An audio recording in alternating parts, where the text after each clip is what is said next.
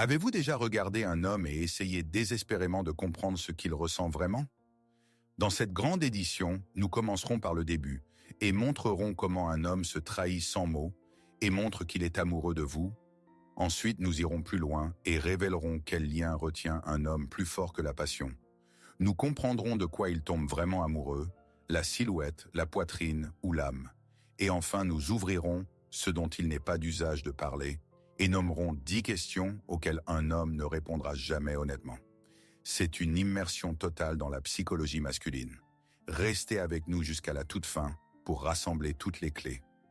Imaginez que juste maintenant, à cette seconde précise, il existe un homme dont l'esprit est entièrement occupé par vous. Votre image le hante.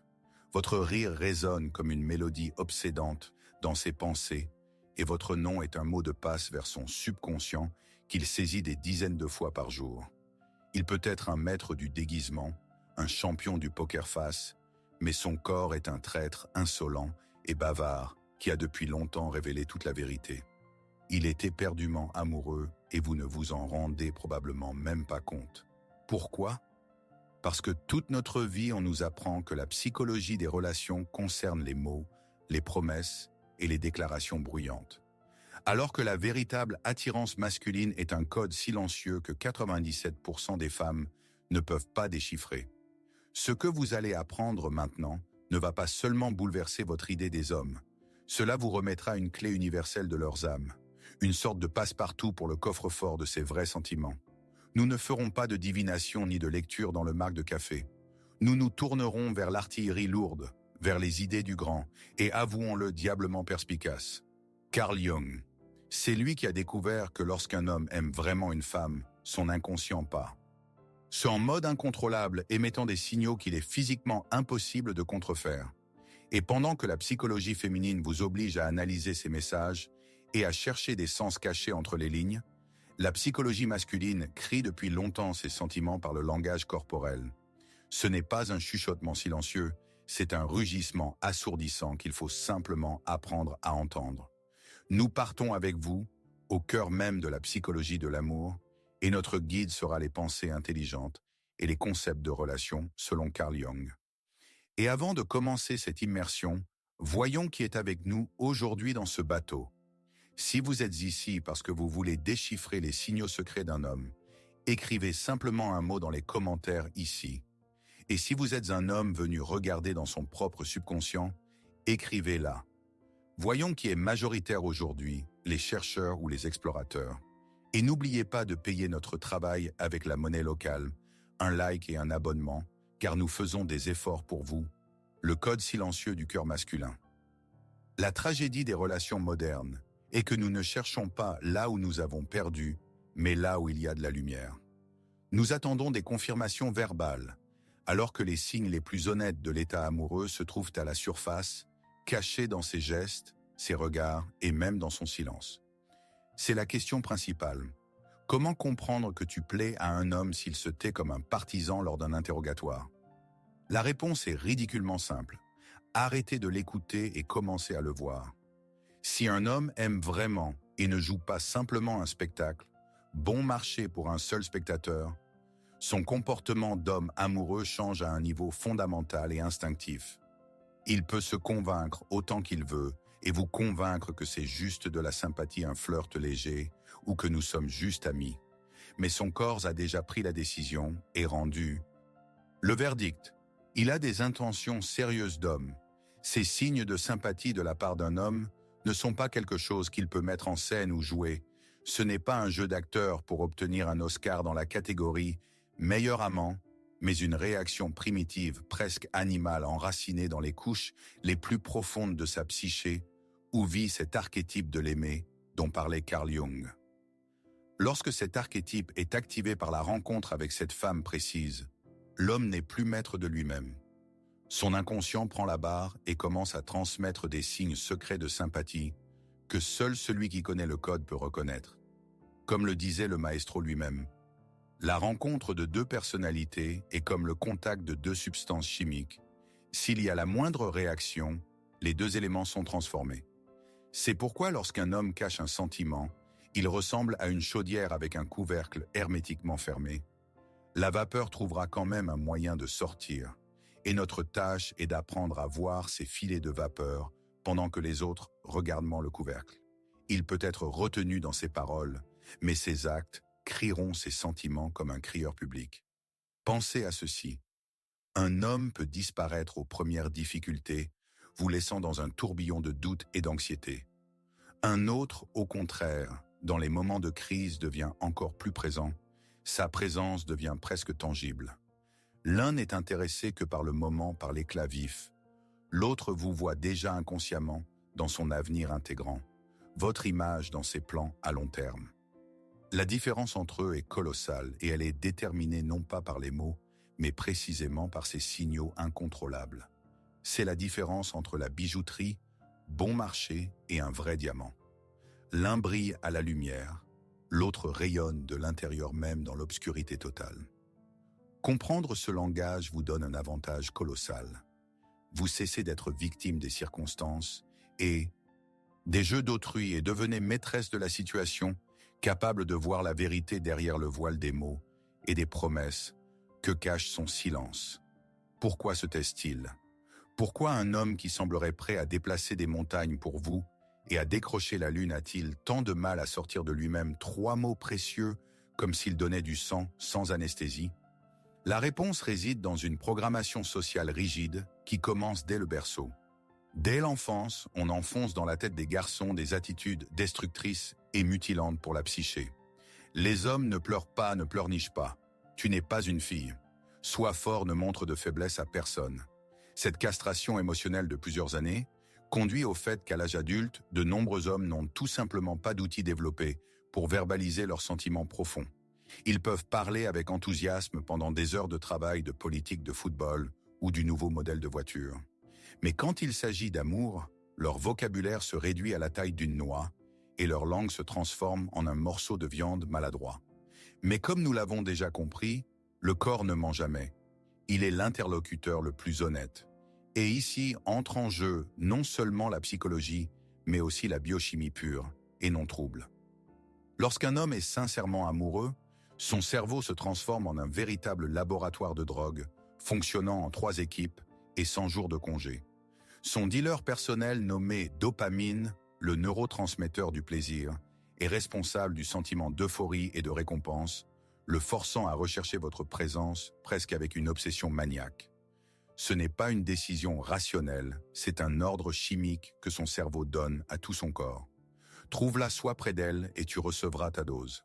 Ensuite, l'ocytocine entre en jeu, ce qu'on appelle l'hormone de l'attachement ou l'hormone des câlins, qui crée un lien biochimique solide et active, l'ancien instinct. NCT de protecteur. Il force littéralement l'homme à ressentir le besoin de prendre soin de vous protéger et d'assurer votre sécurité tant physique qu'émotionnelle. Ce n'est pas de la chevalerie livresque, c'est sa biologie en action. C'est pourquoi lorsque vous êtes ensemble, des choses étranges, presque mystiques, commencent à se produire que Jung appelait la synchronicité des coïncidences significatives qui semblent être de la magie, mais sont en fait des marqueurs d'un lien inconscient profond.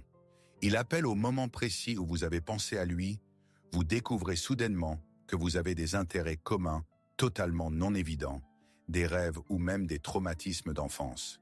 Votre vie semble commencer à aller au même rythme, comme 2 instruments parfaitement accordés dans un orchestre. Ce n'est pas du mysticisme, c'est votre inconscient qui capte les signaux de son inconscient. Jung pensait que dans chaque homme vit une anima, une image inconsciente et archétypale de la femme idéale. Et quand il rencontre celle qui résonne avec son anima, un déclic de reconnaissance intérieure se produit. Il se sent entier, complet, comme s'il avait trouvé la pièce manquante de lui-même. Et ce sentiment est si profond que tous les mots semblent vulgaires, plats et insuffisants pour l'exprimer. Comme le disait Jung lui-même, tant que vous ne rendrez pas l'inconscient conscient, il dirigera votre vie et vous appellerez cela le destin. Alors rendons son inconscient conscient pour vous et prenons le destin en main. Nous venons de voir pourquoi un homme se comporte ainsi et pas autrement. Nous avons regardé la partie théorique dans sa tête pleine de Jung et dans son sang plein de dopamine. Mais la théorie sans la pratique est morte. C'est juste un ensemble de beaux mots. Si vous avez trouvé que c'était déjà profond, alors attachez vos ceintures et tenez-vous bien. Dans la partie suivante, nous passons du pourquoi au comment. Nous allons décortiquer ces fameux 8 signes infaillibles d'action con. Crête et de signaux qui trahissent totalement un homme amoureux. Ce ne sera plus de la philosophie, mais un pur guide pratique pour l'action. Presque une instruction d'espionnage, prêt pour la véritable révélation. Le langage corporel d'un homme amoureux. Donc nous avons traité la théorie. Maintenant, passons à la chair, à l'essentiel. Passons des réflexions philosophiques aux outils concrets et tangibles. Devant vous, 8 clés, 8 marqueurs qui trahissent totalement les vrais sentiments d'un homme. Ce n'est pas de la divination, c'est de l'observation. Oubliez ce qu'il dit, regardez ce qu'il fait, et n'oubliez pas de soutenir notre chaîne avec un like et un abonnement. Si vous appréciez le contenu qui fait réfléchir et pas seulement consommer, premier et le plus puissant signe dans le regard. Les yeux, aussi banals que cela puisse paraître, sont vraiment le miroir de l'âme. Et dans le cas d'un homme amoureux, c'est un écran grand format, diffusant son état intérieur en qualité HD. Il ne s'agit pas d'un regard lubrique qui vous déshabille en 3 secondes. Un tel regard est vide, il est focalisé sur l'objet. Nous parlons d'un regard de reconnaissance profonde, comme s'il regardait à travers votre enveloppe physique et voyait quelque chose de familier et connu depuis longtemps. C'est ce que Jung appelait la contemplation de l'anima, quand un homme voit dans une femme le reflet de son idéal intérieur. La science le confirme. Quand nous regardons quelqu'un avec qui nous ressentons un lien profond, nos pupilles se dilatent involontairement. C'est un réflexe impossible à contrefaire, même s'il essayait très fort. Il maintiendra le contact visuel plus longtemps que d'habitude. Comme s'il essayait de mémoriser chaque détail, chaque grain de beauté, chaque étincelle dans vos yeux. Et le signe le plus sûr est quand vous surprenez son regard sur vous au moment où il pense que vous ne regardez pas. Il ne mate pas, il contemple, il observe comment vous riez, comment vous communiquez avec les autres, comment vous. Remettez vos cheveux, à ce moment-là pour lui il n'existe personne d'autre. C'est un regard plein d'admiration et de tendresse silencieuse, et il en dit plus que 1000 aveux les plus ardents. Deuxième signe infaillible dans la façon dont il gère son temps et son espace. Quand un homme est vraiment impliqué, il réorganise inconsciemment sa vie pour vous y inscrire. Et ce n'est pas un sacrifice ni une faveur, c'est un besoin instinctif. Il ne vous nourrira pas de promesses ou ne dira pas qu'il est trop occupé. Rappelez-vous, un homme qui est constamment occupé pour vous est simplement occupé par autre chose que vous. Un homme amoureux, au contraire, déplacera son emploi du temps, changera ses plans et refera ses priorités simplement pour passer plus de temps avec vous. Il ne disparaît pas plusieurs jours sans explication, vous obligeant à jouer aux devinettes. Sa présence dans votre vie devient une constante. Et encore plus révélateur est la façon dont il gère l'espace physique. Son corps comme une boussole pointera toujours vers vous. En groupe, ses pieds seront dirigés vers vous même s'il parle à quelqu'un d'autre. Il trouvera des prétextes pour réduire la distance, transmettre quelque chose, s'asseoir plus près, enlever une poussière inexistante de votre épaule. Ce n'est pas de la drague vulgaire, c'est une aspiration inconsciente à être dans votre champ, dans votre aura. Il veut instinctivement être plus proche et son corps exécute cet ordre avant que le cerveau n'ait le temps de le formuler. Troisième signe peut-être. L'un des plus touchants est sa mémoire sélective.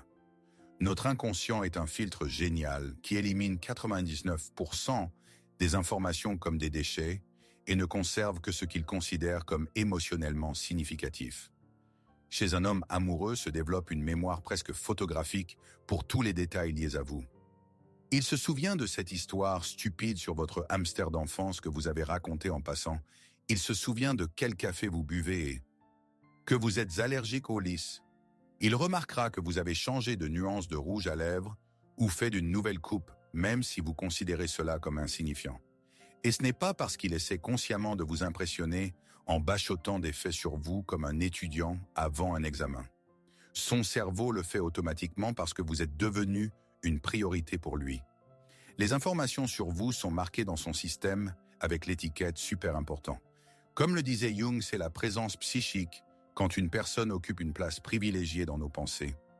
Si un homme se souvient de tels détails sur vous que même vos amis oublient, Sachez que vous vivez dans sa tête et qu'il semble que vous ayez déjà réussi à tout y aménager à votre goût. Quatrième signe, c'est la vulnérabilité émotionnelle. On apprend aux hommes dès le berceau à porter une armure à cacher leurs faiblesses et à être des rochers indestructibles. Quand un homme commence à partager avec vous ses peurs, ses incertitudes, ses rêves et même ses échecs passés, il fait quelque chose d'extrêmement rare et précieux. Il enlève volontairement cette armure en votre présence. Cela ne veut pas dire qu'il va constamment pleurnicher et se plaindre. Non, ce n'est pas une question de faiblesse, c'est une question de confiance. La vulnérabilité peut se manifester dans les détails. Il partage avec vous ses inquiétudes concernant un projet difficile au travail, raconte un rêve dont il n'a parlé à personne, ou avoue une de ses imperfections. En fait, il dit sans mots, « Je te fais tellement confiance que je suis prêt à montrer cette partie de moi que je cache au reste du monde. » Jung appelait cela la révélation de l'ombre. L'ombre, ce sont les parties de notre personnalité que nous considérons inacceptables et que nous cachons. Permettre à quelqu'un de voir son ombre est la forme la plus élevée d'intimité émotionnelle. Si un homme fait cela, il n'est pas seulement amoureux, il voit en vous son allié, sa paire. Son avec qui il peut être vrai. Nous avons analysé la moitié des clés et c'était des signaux de base fondamentaux. Si cela vous a déjà intrigué, alors préparez-vous. Les signes suivants concernent non seulement son monde intérieur, mais aussi la façon dont il commence à changer son monde extérieur pour que vous en deveniez une partie intégrante. Nous passons du personnel au social, et ici la tromperie devient pratiquement impossible. Cinquième signe, la façon dont il vous intègre dans son cercle social. Un homme qui joue simplement ou n'est pas sûr de ses sentiments vous gardera dans une case séparée et isolée de sa vie. Vous pouvez vous rencontrer en tête-à-tête, mais ses amis seront pour vous des personnages mythiques, et vous ne ferez que deviner l'existence de sa famille. Un homme vraiment impliqué fait tout le contraire. Il veut instinctivement que vous fassiez partie de tous les aspects de sa vie. Il vous présente à ses amis les plus proches, et pas de manière formelle, mais avec fierté, comme s'il leur présentait un trésor inestimable. Il parle de vous à sa famille, vous inclut dans les événements importants, que ce soit l'anniversaire de sa mère ou des barbecues avec des amis. Il ne cache pas votre existence. Au contraire, il veut que tout son monde sache pour vous. C'est un marqueur inconscient qu'il ne vous voit pas comme un épisode temporaire, mais comme une partie permanente et importante de son identité. Sixième signe, la façon dont il projette l'avenir. Et ici, il ne s'agit pas du fait qu'au deuxième rendez-vous, il commence à discuter des prénoms de vos futurs enfants. C'est plutôt un drapeau rouge. Il s'agit de votre inclusion naturelle et décontractée dans ses plans à long terme. Il parle d'un voyage qui aura lieu dans 6 mois, et il va de soi que vous irez ensemble. Il discute du concert de son groupe préféré, qui viendra dans 1 an et demande si vous irez. Il dit « Quand nous irons, nous devrons utilisant le pronom « nous » si organiquement, comme s'il ne pouvait en être autre. » Il soin aîné. Il ne fait pas pression et n'impose pas. Cela se produit naturellement parce que la pensée de l'avenir sans vous ne lui vient tout simplement pas à l'esprit. Il peut raconter ses objectifs de vie, ses ambitions, ses projets, et en l'écoutant, vous comprenez soudain qu'il vous a déjà imperceptiblement inscrite dans ce tableau, en vous laissant un rôle important. C'est le signe que dans sa conscience, vos lignes temporelles se sont déjà croisées et sont allées parallèlement dans une direction. Septième signe, l'un des plus primitifs est l'instinct de protection. Et encore une fois, il est important de ne pas confondre cela avec la jalousie toxique, le contrôle ou la possessivité. Il s'agit d'un souci authentique et sincère pour votre bien-être physique et émotionnel. Ce comportement est profondément enraciné dans l'inconscient masculin. Jung appelait cela le complexe du gardien. Il se manifeste dans 1000 détails. Il marchera instinctivement sur le trottoir du côté de la route. Il mettra sa veste sur vous s'il fait froid. Il sera sincèrement inquiet si vous rencontrez des difficultés et proposera son aide, non pas pour frimer, mais parce qu'il est physiquement mal à l'aise que vous alliez mal. Il sera attentif au changement de votre humeur et remarquera que quelque chose ne va pas avant même que vous ne le disiez. Ce n'est pas un rôle de sauveur, c'est une réaction instinctive à la valeur que vous représentez pour lui. Il voit en vous quelque chose de précieux qu'il est nécessaire de protéger. Nous avons franchi avec vous 7 portes du subconscient masculin. Vous avez appris à lire son regard, ses gestes, même sa mémoire. Mais tout cela ne peut être qu'un éclat vif s'il ne passe pas le test du juge principal le temps. C'est précisément le 8e signe, dont nous allons parler maintenant, qui sépare l'engouement passager du véritable dévouement. C'est le papier de tournesol qui montrera si ces sentiments sont vraiment de l'or ou juste de la dorure. Si vous avez regardé jusqu'ici et êtes prêt pour la révélation finale, mettez simplement un plus dans les commentaires. Cela prendra une seconde et nous saurons que vous êtes avec nous et prêts pour l'initiation. 8e, et peut-être le signe le plus révélateur, est la cohérence dans le temps. N'importe quel comportement peut être contrefait sur une courte période. Un homme peut feindre l'intérêt, l'attention et le soin pendant quelques semaines, ou même quelques mois surtout, au début quand les hormones font rage. Mais s'il n'y a pas derrière cela un véritable lien émotionnel, le masque tombera inévitablement. Commenceront les fameuses montagnes russes émotionnelles. Aujourd'hui il est chaud, demain froid comme un iceberg. Aujourd'hui il est là, demain disparu des radars. Un homme vraiment impliqué fait preuve de cohérence. Son énergie, ses intérêts, son attention sont stables. Cela ne veut pas dire que la relation sera monotone et ennuyeuse. Cela veut dire qu'elle sera fiable. Vous ne vous réveillerez pas chaque jour avec la pensée « m'aime-t-il aujourd'hui ?» Vous le saurez parce que son comportement le confirmera encore et encore. Le véritable attachement n'est pas un feu d'artifice qui éclate brillamment et s'éteint.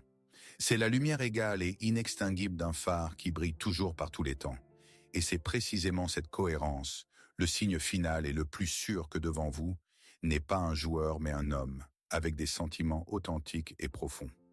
Comment lire un homme sans mots?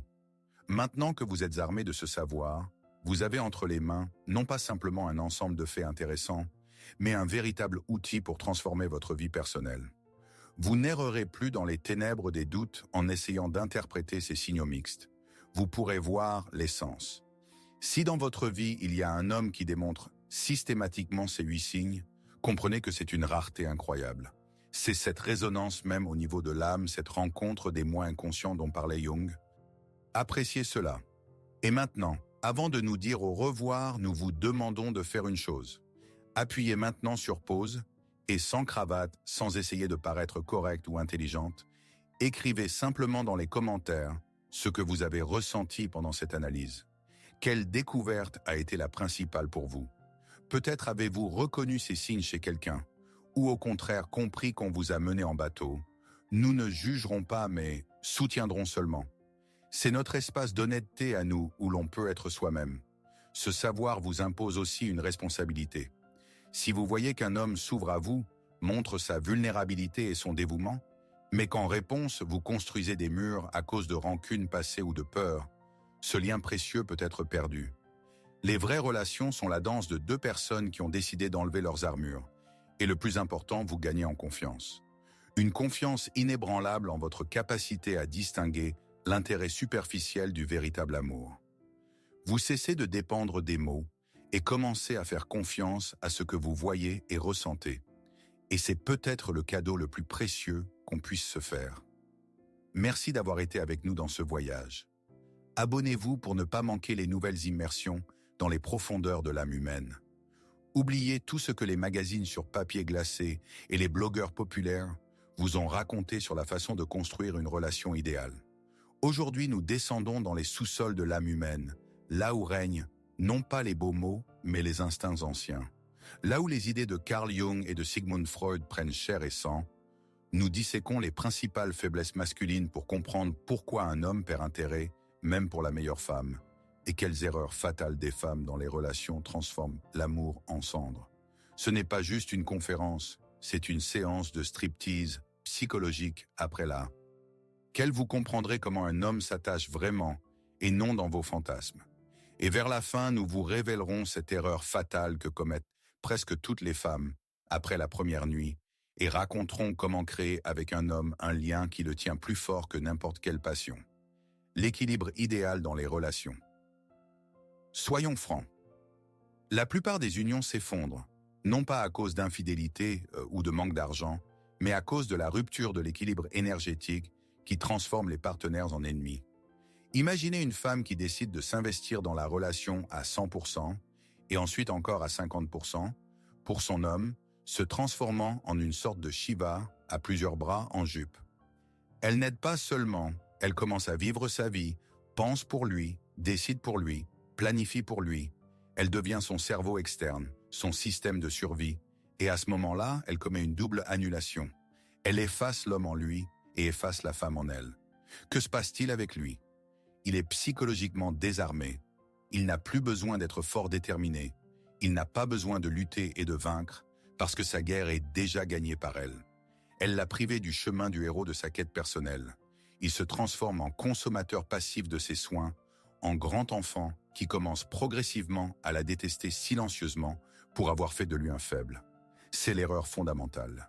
La racine de pourquoi il trompe, ou part simplement en silence. Il ne part pas d'elle, mais de sa propre incompétence qu'elle lui met en lumière quotidiennement. Et que se passe-t-il avec elle?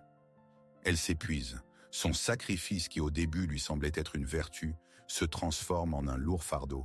Elle commence à accumuler rancune et prétention. Je suis tout pour lui et lui. Elle ne comprend pas qu'elle a elle-même créé ce monstre infantile. La véritable psychologie des relations n'est pas le sacrifice, mais une danse élégante, un jeu de ping-pong où chaque passe revient avec la même force. Votre initiative, sa réponse, sa proposition, votre réaction. Seulement dans une telle danse naît le respect et se maintient l'intérêt mutuel, et non une dépendance étouffante dont on veut s'enfuir. D'ailleurs, notre travail sur de telles analyses est aussi une sorte de danse. Et le meilleur paiement en monnaie locale pour notre travail est votre like et abonnement, si vous appréciez le contenu sans eau. Et maintenant, faisons un sondage rapide mais honnête. Juste maintenant, écrivez dans les commentaires un seul mot, il si vous pensez que l'homme doit comprendre la femme sans mots, ou elle si vous pensez que c'est la femme qui doit sentir intuitivement l'homme. Pas de les deux. Choisissons un camp. Voyons quelle illusion est la plus populaire. Ce n'était que la première marche.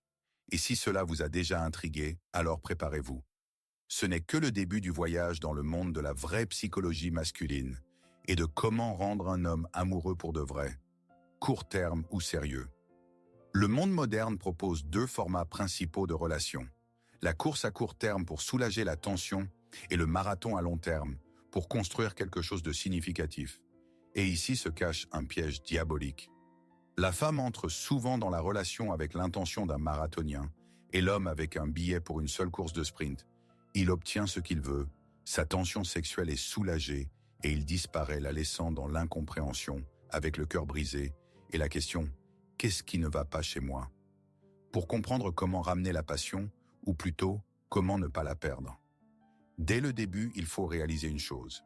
L'homme à un niveau profond n'est pas nourri par le sexe lui-même, mais par l'énergie féminine qu'il reçoit dans le processus. Approfondissons. Les hommes sentent instinctivement la différence entre le sexe mécanique et l'acte rempli d'un plaisir féminin authentique. Il peut ne pas le réaliser avec sa tête, mais son corps, son inconscient, le elle. Infailliblement, une femme qui simule l'orgasme ou fait l'amour par sentiment de devoir lui donne une énergie morte, elle le vide. Et une femme qui reçoit un plaisir sincère profond, peut-être même criant, devient pour lui une source d'eau vive. Elle, comme un alchimiste, transforme son énergie physique brute en quelque chose de supérieur en extase et ouverture dont elle le remplit ensuite. Et voilà l'homme chargé de cette force vive, prêt à aller déplacer des montagnes, chasser le mammouth, construire un empire. Et tout cela pour apporter le résultat à ses pieds et dire « Regarde chérie, de quoi je suis capable grâce à toi », c'est sa façon de prouver son amour au niveau matériel. Comme le disait Freud, l'ampleur de votre personnalité est déterminée par la grandeur du problème, capable de vous faire sortir de vos gonds. Eh bien, pour une femme qui sait recevoir un vrai plaisir, un homme est prêt à résoudre des problèmes d'une toute autre échelle universelle. Comment reconnaître un trompeur? Alors comment distinguer le sprinter du marathonien dès le départ? Tant que vous n'avez pas investi en lui votre cœur et votre temps. Un homme non disposé au sérieux est un homme énigme, mais pas dans le bon sens romantique du terme. Il est un homme brouillard, il ne s'ouvre pas, ne laisse pas entrer dans son monde intérieur, ne parle pas du passé, des plans, des peurs. Son lexique c'est « on va s'amuser, se reposer, rigoler ». C'est ce qu'on appelle le futur fake. Il dessine de belles images du week-end prochain, mais ne parle jamais de l'ensemble dans un an. Il évite magistralement toute responsabilité et toute précision. Il ne vous présente pas à ses amis ou sa famille parce que vous êtes pour lui un projet et non une partie de sa vie.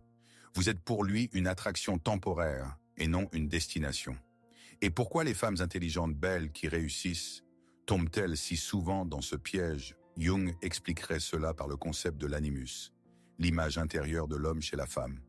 Si dans l'enfance, la fille n'a pas eu d'exemple sain de figure masculine, père, grand-père ou beau-père, son animus, sa boussole intérieure, reste immature et brisée. Elle cherche inconsciemment un partenaire peu fiable, et le scénario connu depuis l'enfance montagne russe, émotionnel drame, inaccessibilité. Elle est attirée par les mauvais garçons et les souffrants mystérieux, parce qu'en elle vit l'illusion qu'elle pourra le sauver, le corriger et par son amour mériter son amour. Mais c'est une voie sans issue. Elle choisit coup sur coup ceux qui ne font que confirmer son traumatisme profond qu'elle n'est pas digne du véritable amour. Et tant que ce traumatisme ne sera pas travaillé, elle sera condamnée à marcher dans ce cercle vicieux. Comment parler avec un homme sans pression? La phrase « il faut qu'on parle pour beaucoup d'hommes » sonne comme un signal d'alerte aérienne, comme une sentence qu'on va exécuter maintenant. Pourquoi?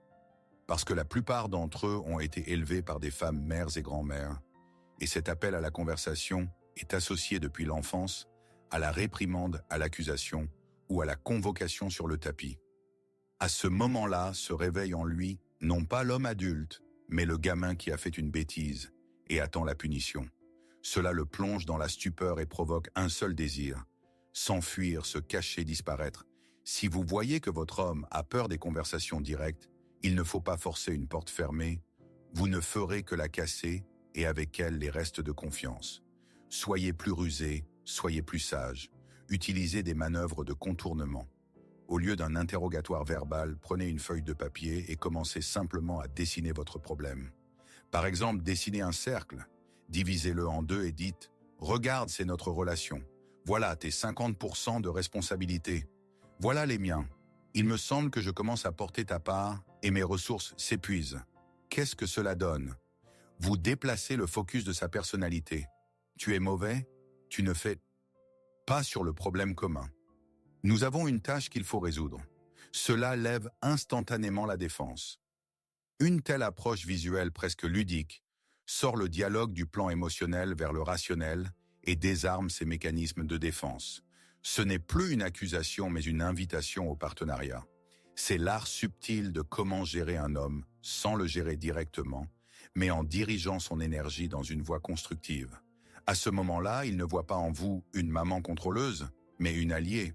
Et on ne fait pas la guerre aux alliés, on collabore avec eux. Pourquoi les relations refroidissent? Même les unions les plus passionnées passent avec le temps. L'épreuve de la réalité et du quotidien. La fin initiale, quand vous étiez prêts à vous dévorer l'un l'autre, sans reste est remplacée par la satiété. C'est la loi de l'entropie. Tout système fermé tend vers le chaos et le déclin. Si on n'y investit pas d'énergie, les relations sont le même système. Si on ne les réchauffe pas avec de nouvelles émotions, des objectifs communs et des intérêts, elles refroidissent comme un dîner oublié sur la table. Cependant, souvent le refroidissement se produit pour des raisons plus prosaïques et tragiques. Par exemple, la naissance d'un enfant. La femme guidée par un instinct ancien bascule complètement vers le nouveau rôle, elle devient mère avec une majuscule. Et à ce moment-là, elle construit inconsciemment autour d'elle et de l'enfant un espace sacré où l'entrée est interdite à l'homme. Du centre de son univers de bien-aimé, il se transforme en personnel de service sur l'orbite du système. Mère-enfant, apporte, donne, gagne de l'argent et ne fait pas de bruit. On l'exclut du champ émotionnel et il commence à se sentir comme la 5e roue du carrosse dans sa propre maison. Dans certains pays, selon les statistiques, un énorme pourcentage de l'alcoolisme masculin est lié précisément à la peur de la femme et au sentiment de son inutilité totale. Il cherche du réconfort ailleurs, dans la bouteille.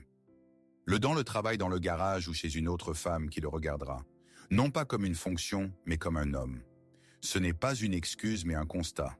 Si l'homme ne trouve pas de place près de vous, il la trouvera ailleurs.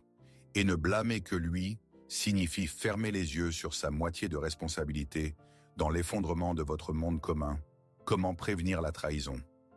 Si votre relation est déjà couverte de bleu et que l'attirance d'antan a été remplacée par une indifférence polie, la première impulsion est la panique, les scandales ou les tentatives de mériter l'amour en retour. Tout cela est une voie sans issue, c'est l'agonie et non le traitement. Pour réanimer les sentiments mourants, il faut agir non pas comme un chirurgien avec un scalpel, mais comme un restaurateur avec un pinceau fin. Arrêtez de parler des problèmes. Dans un état de crise, le cerveau du partenaire perçoit toute discussion sur la relation comme une menace, comme une nouvelle attaque. Au lieu de cela, rappelez-vous non pas où vous avez fait l'amour, mais où vous avez ri ensemble aux larmes. Rappelez-vous non pas le lit, mais cet endroit cinéma, concert, voyage stupide à la campagne, où vous avez tous les deux ressenti une véritable extase enfantine, incontrôlable. Votre tâche est de recréer ce champ émotionnel commun dans lequel vous étiez autrefois heureux. C'est un retour au lieu de force de votre relation, où le cerveau recommence à produire de l'ocytocine, l'hormone de la confiance et non du cortisol, l'hormone du stress. Et seulement ensuite, quand le pont émotionnel commencera à se rétablir, on pourra passer au corps. Mais là aussi, aucune précipitation. Pratiquez ce qu'on peut appeler la désexualisation des touchés. C'est une technique incroyablement puissante. Faites-vous des massages, mais avec une règle de fer. Pas de zones intimes et aucun but d'exciter. Le but est de rendre au corps la mémoire que le toucher du partenaire n'est pas un prélude au sexe, mais un acte indépendant de tendresse, d'acceptation et de soin. Quand vous enlevez l'objectif du toucher, vous enlevez la pression et la peur de l'échec qui tuent l'attirance. En déchargeant le sexe de ce lourd fardeau d'obligation, vous redécouvrez l'un pour l'autre le monde de la sensualité pure et non trouble, et pas seulement de la physiologie. Comme le disait Freud, nous ne sommes pas toujours exempts d'erreurs au sujet desquelles nous rions des autres. Arrêtez de chercher un coupable et de rire de son refroidissement. Commencez à vous réétudier l'un l'autre, comme si vous étiez deux extraterrestres curieux s'étant heurtés pour la première fois dans cet univers. Et d'ailleurs, si vous appréciez une approche aussi profonde et non des conseils superficiels, alors votre like et abonnement seront le meilleur signe que nous sommes sur la bonne voie. De quoi un homme a-t-il vraiment besoin? Dans le monde moderne, on apprend à la femme à être forte, indépendante, autosuffisante. Elle construit une carrière, gagne de l'argent, résout elle-même tous les problèmes. Et c'est merveilleux. Mais dans la poursuite de cette force, beaucoup de femmes oublient une autre composante, non moins importante, qu'un homme cherche chez son élu. Ce n'est pas de la faiblesse ni de l'infantilisme. Non, c'est ce qu'on peut appeler l'appartenance consciente. Ce n'est pas la position de victime ou d'esclave qui dit « je ne suis rien sans toi ». C'est la position de reine qui, ayant parcouru du regard le monde entier, tous les hommes, toutes les options possibles, a regardé précisément lui et a dit « je te choisis ». Ressentez cette différence colossale. Une chose est une femme qui par toute son apparence crie « je ne suis rien sans toi ». Une chose est une femme qui par toute son apparence crie « je m'en sortirai sans toi ». Tu n'es qu'un bonus agréable dans ma vie, déjà idéal. Et toute autre chose est une femme qui, étant absolument autosuffisante, lui dit « Mon monde est plein même sans toi, mais avec toi il devient meilleur et je veux être tienne. » Une telle démonstration de choix et de appartenance ne l'humilie pas, mais au contraire l'élève lui au niveau de roi. Cela active en lui non pas l'archétype du sauveur qui est nécessaire temporairement pour sortir la dame du pétrin, mais l'archétype du souverain qui cherche une reine égale pour un long règne commun. Ce choix désarme l'homme plus fort que n'importe quelle manipulation. À ce moment-là, il reçoit d'elle non pas simplement du sexe ou du bortsch, il reçoit le plus précieux son choix, conscient, sa reconnaissance. Et il comprend instinctivement que maintenant repose sur lui la responsabilité de ce choix de cette femme, de leur monde commun. Il devient son protecteur, non par contrainte, mais par l'appel du cœur. Il a peur de la perdre, non pas parce qu'elle est dépendante de lui, mais parce que son choix est la confirmation suprême de sa propre valeur et consistance. Ce sont les principaux signes de l'amour masculin au niveau inconscient profond. Et maintenant, nous approchons du plus important. Tout ce que nous avons discuté avant est une base importante, mais ce n'est qu'une préparation aux deux secrets clés qui distinguent les relations vraiment heureuses de toutes les autres. C'est ce que nous vous avons promis au tout début, ce qu'il ne faut jamais faire après la première nuit. Donc c'est arrivé, la première nuit pleine de passion et d'espoir, et c'est ici que 9 femmes sur 10 commettent la même erreur fatale qu'on peut appeler l'occupation prématurée du territoire. Encore hier, elle était pour lui une inconnue mystérieuse, un objet de désir. Et ce matin, elle déplace déjà mentalement les meubles dans son appartement, dans sa vie et dans sa tête. Elle commence à se comporter comme si un contrat de mariage était signé. Elle devient trop présente. Elle appelle, écrit, contrôle, fait la maîtresse dans sa cuisine, comme chez elle, laissant ses affaires par hasard, bien en vue. Que ressent l'homme à ce moment-là? Entrons dans sa tête. Au niveau animal subconscient, il perçoit cela comme une invasion agressive de son territoire. Ressouverain. Sa maison, son espace personnel, c'est sa forteresse. Sa tanière, le prolongement de son moi. Et quand elle commence sans invitation à capturer cette forteresse, elle viole ses frontières. Il n'a pas encore décidé qui elle est, pour lui, et elle marque déjà son espace. Essaie de se l'approprier, de le coloniser. Cela provoque en lui une peur instinctive d'être absorbé, de perdre sa liberté et son identité. À ses yeux de nymphe désirée, elle se transforme en une nuit, en prédatrice, en envahisseuse, en occupante. Et sa seule réaction saine est de fuir, se distancier, s'éloigner pour se préserver et préserver l'intégrité de ses frontières. De plus, son intrusion crée une énorme pression non dite sur l'avenir. Par son comportement, elle dit en quelque sorte « Eh bien voilà, maintenant tu es à moi, maintenant tu me dois ». Cela augmente instantanément les enjeux. Il commence à penser non pas à quel point c'était bien, mais s'il pourra correspondre à ses attentes, s'il s'en sortira, et s'il veut même cela du tout. Cette peur des engagements futurs le force à dévaloriser le passé. Voilà pourquoi il disparaît après le sexe. Il s'évapore, non pas parce que c'est un salaud, bien que cela arrive aussi, mais parce qu'elle a, par sa précipitation, activé en lui le mode d'autoconservation. Rappelez-vous, après la première intimité, il faut au contraire reculer un peu, créer un vide, lui donner de l'air et la possibilité de faire lui-même le pas suivant.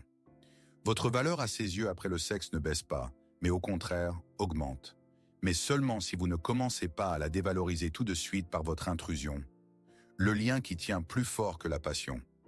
La passion est un feu qui brûle vivement, mais c'est un vide. C'est de la chimie, c'est l'instinct. Ce sont des relations horizontales construites sur l'attraction. Mais il y a un autre lien vertical allant dans la profondeur de l'âme qui, avec les années, ne fait que se renforcer et se transforme en diamant indestructible. C'est ce qu'on peut appeler la nudité psychologique. Être vraiment proche, ce n'est pas simplement connaître les positions préférées de l'autre. C'est connaître les points déclencheurs de l'âme, les endroits les plus honteux et vulnérables, les coins les plus sombres de la cave intérieure, et ne pas frapper dessus lors d'une dispute, mais au contraire, y venir avec une lampe de poche et les guérir soigneusement par son acceptation. Chaque femme, chaque homme a ses squelettes dans le placard liés non seulement au corps, mais aussi à la personnalité. Ce n'est pas seulement la honte d'une cicatrice ou d'un kilo en trop, cela peut être la honte d'un examen raté dans la jeunesse, d'une erreur stupide qui a coûté cher, d'une peur secrète de ne pas être assez intelligent ou assez performant. Ce sont des histoires que nous cachons même à nous-mêmes. La véritable intimité commence quand vous prenez votre courage à deux mains et décidez de raconter à votre partenaire ses squelettes.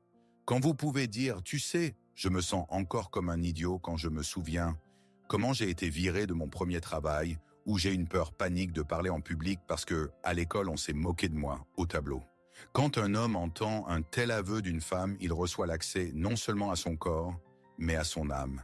Et s'il ne se détourne pas à ce moment-là, ne commence pas à donner des conseils non sollicités, mais serre simplement dans ses bras et dit « Je te comprends, je suis avec toi ». La magie opère, il devient son guérisseur et elle devient le sien quand elle décide d'écouter ses propres peurs. Carl Jung parlait de l'acceptation de son ombre, cette partie sombre de la personnalité que nous ne voulons pas reconnaître en nous. Eh bien, la véritable intimité, c'est quand deux personnes peuvent se montrer leurs ombres et au lieu de l'horreur, voir dans les yeux du partenaire l'acceptation. Voilà ce qu'est ce lien même qui vous rend irremplaçable l'un pour l'autre. On peut trouver du sexe avec n'importe qui, mais une personne devant cul. Oui, on n'a pas peur d'être soi-même vulnérable, imparfait. Vrai une telle personne, on ne la laisse pas partir. Comment rester intéressante toujours? Si vous avez regardé jusqu'ici et êtes prêt pour le plus important, mettez simplement un plus dans les commentaires ou lancez n'importe quel smiley. Cela prendra une seconde et nous saurons que vous êtes avec nous et prêts pour l'initiation. Et maintenant, l'essentiel. Alors quel est le secret principal de l'attraction éternelle? Il est ridiculement simple et en même temps insupportablement difficile à exécuter dans un monde obsédé par les relations. N'arrêtez jamais de devenir vous-même. La plupart des relations meurent d'ennui quand les partenaires se sont étudiés de long en large et se sont transformés en livres lus. Ils connaissent toutes les réactions, toutes les histoires, toutes les blagues. L'intrigue est morte. L'homme par sa nature est un chasseur, toujours attiré par l'inconnu, par le mystère, par le chapitre suivant. S'il n'y a plus de chapitre, il va chercher un nouveau livre. Mais être intéressante ne signifie pas changer constamment de coiffure et de couleur de cheveux ou collectionner fébrilement de nouveaux hobbies pour le surprendre. C'est une fausse route. Être intéressante, c'est avoir son propre monde intérieur, riche séparé de lui, avoir ses passions, ses objectifs, ses loisirs qui existent, non pas pour lui, mais pour vous. Aujourd'hui, vous vous passionnez pour la neurographie, demain pour l'histoire de la Rome antique. Après-demain, vous allez à des cours de tango argentin. Vous changez constamment, vous grandissez, vous découvrez en vous de nouvelles facettes parce que c'est follement intéressant pour vous-même. Vous devenez une femme qui a sa propre gravité, son centre de l'univers, et il sent qu'il a le privilège d'être sur l'orbite de cette planète étonnante, et non d'être son soleil autour duquel tout tourne. Chaque fois qu'il pense vous connaître complètement, vous vous tournez vers lui avec un côté nouveau inattendu. Il comme. Prends que vous n'êtes pas un livre lu mais toute une bibliothèque en expansion infinie, qu'on peut étudier toute sa vie, et cela le rend fou dans le meilleur sens du terme. Il comprend qu'à côté de vous, il est impossible de s'ennuyer parce que vous ne vous laissez pas vous ennuyer vous-même. C'est le principal aphrodisiaque qui ne faiblit pas avec les années. Et maintenant, avant de faire la conclusion finale, le moment le plus important. Mettez cette vidéo sur pause tout de suite et écrivez sans cravate et masque.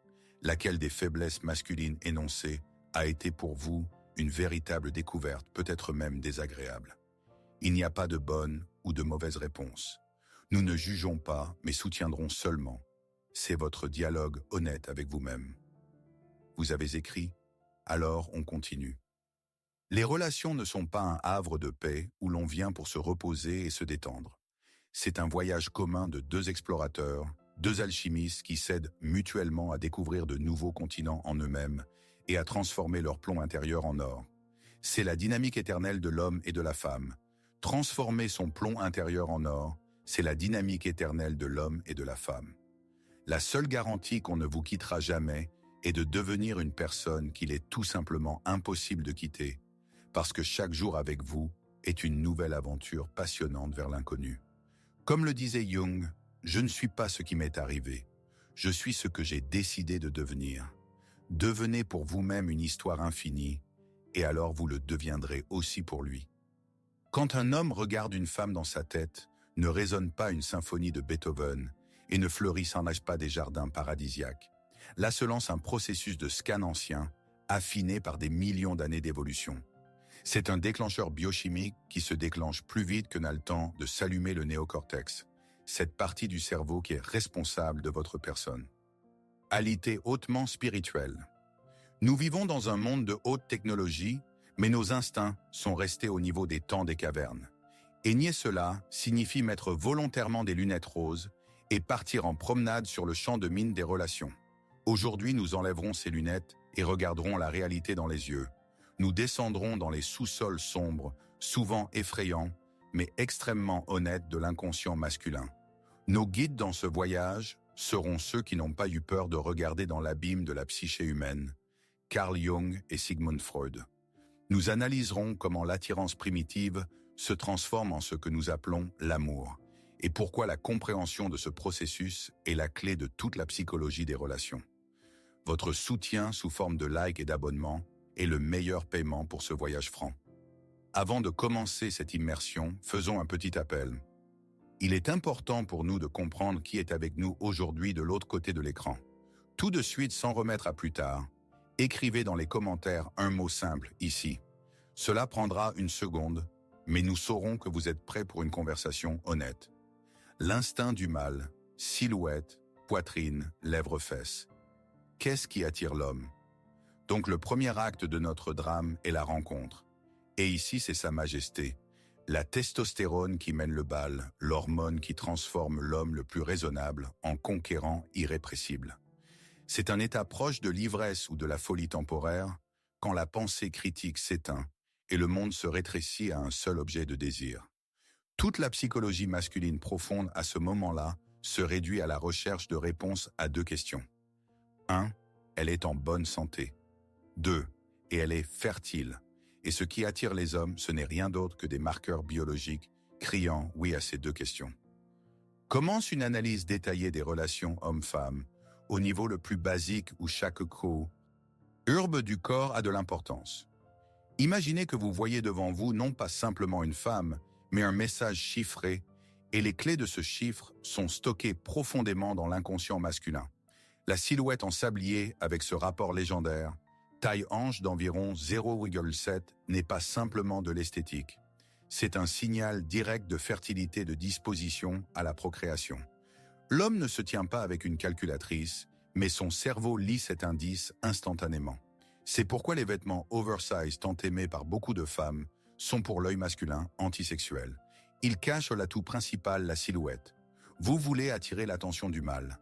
Souligner la taille, c'est un axiome. Mais il n'y a pas que la silhouette. Le visage est la carte de visite de la santé génétique. La symétrie du visage est perçue comme un signe de bonne hérédité et d'absence de défaillance dans le développement. Une peau propre, le blanc des yeux, clair des cheveux sains. Tout cela sont des signaux que l'organisme fonctionne correctement. Ce sont les premiers signes les plus basiques de l'amour masculin à son stade embryonnaire. Parce que ce sont des marqueurs de santé. En fait, la façon dont un homme tombe amoureux initialement est un processus d'évaluation du matériel génétique. Et il faut comprendre l'homme dans cette aspiration et non s'offenser de la franchise de la nature. Cela explique de quoi les hommes tombent amoureux en premier lieu. Et pourquoi les disputes sur ce que les hommes apprécient chez les femmes. La poitrine ou les fesses sont en fait une dispute sur différentes formes du même signal. Comme l'affirmait Sigmund Freud, nous ne cherchons pas à nous débarrasser de la souffrance, mais à obtenir du plaisir. Or, le plaisir pour l'instinct masculin est de trouver l'objet idéal pour la réalisation de son programme.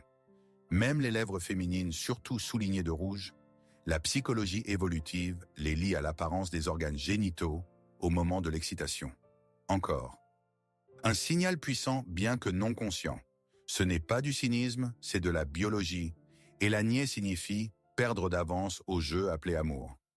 Ici, il convient de rappeler Jung et son concept d'anima, la partie féminine inconsciente de la psyché de l'homme. Souvent, l'homme tombe amoureux, non pas de la femme réelle, mais de la projection de son anima sur elle. Comme l'écrivait Carl Jung, la rencontre avec soi-même appartient au plus désagréable. Mais la rencontre avec sa propre anima à travers une femme est l'une des expériences les plus captivantes. Les données extérieures lancent le processus, mais c'est précisément la correspondance avec cette image inconsciente qui crée cette chimie même qui rend fou. L'apparence est la clé qui doit correspondre à la serrure de son subconscient.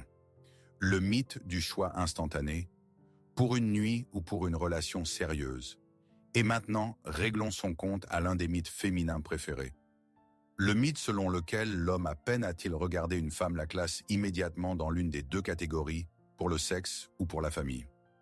Soi-disant, il existe un certain interrupteur interne qui clique dans sa tête, et il comprend tout de suite « voilà la mère de mes enfants ». C'est une foutaise totale en réalité au moment de la rencontre, surtout si la femme tombe dans ses déclencheurs biologiques et psychologiques. L'homme veut une chose du sexe. Et c'est normal, c'est son réglage de base.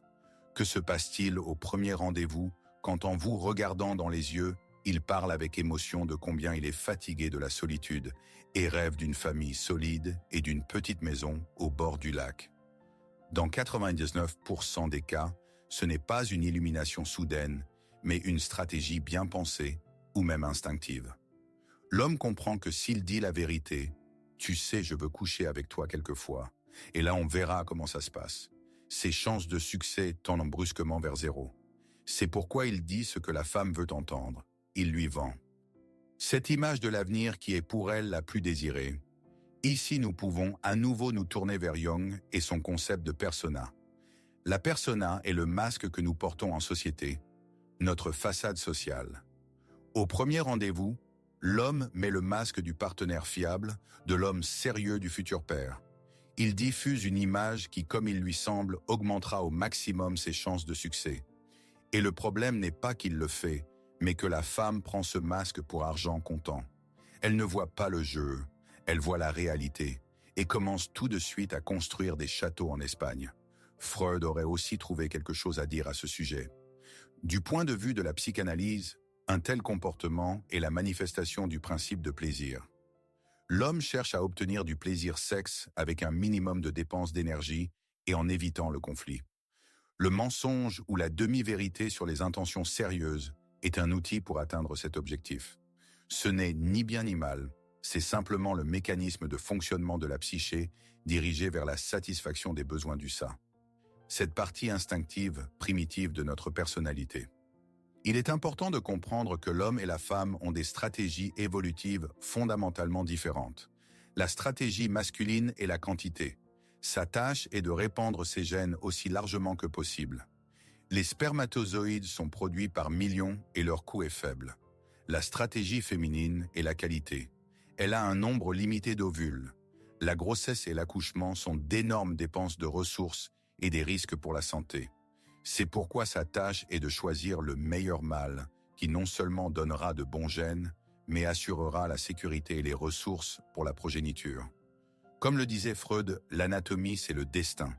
Et ce destin biologique nous dicte des règles du jeu différentes. Les femmes s'offensent pas souvent. Il m'a trompé, il parlait d'amour et ensuite a disparu. Mais soyons honnêtes, il joue, et selon ses règles, et vous avez cru en vos illusions. Le flirt est une danse où chaque pas peut signifier n'importe quoi. Et la tâche de la femme est de ne pas croire les mots, mais de regarder les actions. Et comprendre qu'au début de la relation, l'homme ne sait pas ce qu'il veut de vous à long terme. Il sait seulement ce qu'il veut tout de suite. Et ce n'est certainement pas une hypothèque commune. C'est pourquoi quand vous entendez de trop beaux mots au tout début, ne vous pressez pas d'essayer mentalement le voile. Rappelez-vous que devant vous est une personne dirigée par des instincts et qui peut-être ne réalise pas elle-même jusqu'au bout les motifs de son comportement. Jung écrivait sur l'ombre cette partie de la personnalité que nous ne reconnaissons pas et cachons. Au début de la relation, nous voyons la persona, mais tôt ou tard, l'ombre sortira à la lumière. Et la question est de savoir si vous serez prête à la rencontrer. Les rôles dans les relations. Poupée entretenue ou partenaire adulte. Que se passe-t-il ensuite après que l'intérêt initial est né? Ici, les relations peuvent aller selon deux voies cardinalement différentes, et le choix dépend du niveau de maturité psychologique des deux. Le chemin le plus simple et séduisant pour beaucoup le jeu papa-fille. La femme se trouvant au niveau psychologique de l'enfant ne cherche pas un partenaire, mais un père attentionné qui résoudra tous ses problèmes, achètera des chaussures et prendra sur lui toute la responsabilité.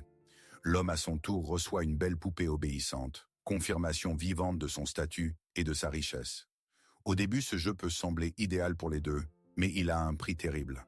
Comme l'a noté justement Carl Jung, le fardeau le plus lourd qui repose sur les épaules de l'enfant est la vie non vécue de ses parents.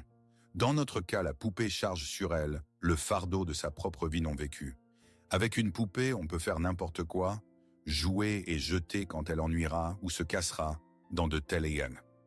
Élation, il ne peut être question de développement de la personnalité d'ambition, de réalisation de soi. La femme se transforme volontairement en fonction belle application à l'homme. Or, toute fonction vieillit avec le temps et nécessite un remplacement. Le principal danger de ce modèle est la dégradation de la personnalité. Quand tu n'as pas besoin de prendre de décision, de lutter, d'aspirer à quelque chose, tes muscles s'atrophient. Et cela concerne non seulement la carrière, mais aussi l'intelligence émotionnelle, la volonté, la capacité à faire face aux difficultés. La femme poupée vit dans une cage dorée, mais elle reste infantile, dépendante, absolument pas prête à la vie réelle. Et quand l'homme perd intérêt pour elle, et cela arrive inévitablement parce qu'il est impossible de s'intéresser longtemps à une fonction, elle se retrouve devant une auge brisée, sans compétence, sans appui sur elle-même, avec une énorme peur du monde extérieur. Beaucoup d'hommes cherchent eux-mêmes précisément ce format de relation. Ils disent « Je n'ai pas besoin d'une femme qui travaille, je veux qu'elle reste à la maison, crée le confort et m'accueille, belle et reposée ». Cela semble tentant, mais derrière cela se cache la peur devant un partenaire égal, le refus de construire des relations adultes complexes, nécessitant dialogue et compromis. Avec une poupée, c'est plus simple, mais aussi plus ennuyeux. Tôt ou tard, l'homme n'a plus rien à dire à une femme dont les intérêts sont limités aux ongles, au shopping et aux séries. Il commence à chercher ailleurs, non seulement du sexe, mais une personnalité avec qui on peut parler, débattre qu'on peut admirer non seulement pour l'apparence. Le problème de la fusion dans les relations est un autre aspect important. Quand la femme se dissout dans l'homme, perd ses frontières, ses intérêts, son opinion, elle cesse d'être une personnalité séparée. Or, l'attirance n'est possible qu'envers quelque chose de séparé d'autre. Il est impossible de vouloir ce qui fait déjà partie de toi. C'est pourquoi la dissolution dans le partenaire est le moyen le plus sûr de tuer la passion et l'intérêt pour soi. L'homme est un conquérant par nature. Il a besoin de voir constamment un objectif qu'il faut atteindre. Or, si la forteresse s'est rendue sans combat et a accroché le panneau « Je suis ta propriété », l'intérêt pour elle disparaît. Et voilà quand nous voyons cet abîme qui s'étend entre l'attirance instinctive, primitive, décrite au début, et l'impasse des relations dépendantes sous forme de poupées, surgit la question la plus importante et la plus douloureuse. Est-il possible, en général, de passer du désir animal au véritable amour profond? Un homme initialement mu par la testostérone et les instincts, peut-il voir dans une femme non pas simplement un objet pour le sexe ou une fonction pour le confort, mais une personnalité à part entière? C'est ce point de non-retour le moment de vérité dont se taisent les magazines sur papier glacé et que ne disent pas les formations pour femmes. Et c'est précisément de cela des mécanismes de naissance du véritable amour et de ce qu'il faut pour cela que nous parlerons ensuite. Préparez-vous, le plus intéressant ne fait que commencer. Le passage de l'attirance à l'amour. Quand l'homme voit la personnalité dans la femme, ce fameux passage de l'instinct animal au sentiment profond que nous désirons tant comprendre n'est pas un clic d'interrupteur.